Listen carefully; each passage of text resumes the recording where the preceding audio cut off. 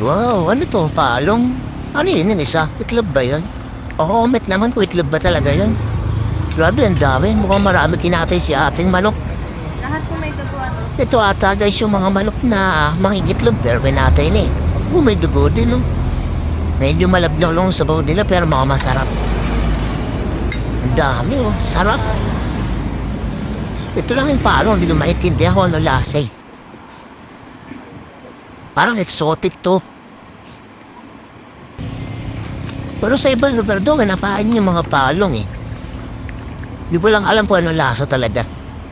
Grabe, punong-puno oh. Mukhang marami tinatabi si ate. Mukhang sold out lagi ito. Mukhang di tumatagal. Oras lang ata tatagal ito. Ubus na yung paninda ni ate. Wow, palong. Laki. Comment naman po ano yung lasa ng palong na to. Ito itlog. Ito yung masarap. Ano to, garlic? Oh, garlic nga. Mukhang masarap. Please follow and like, guys.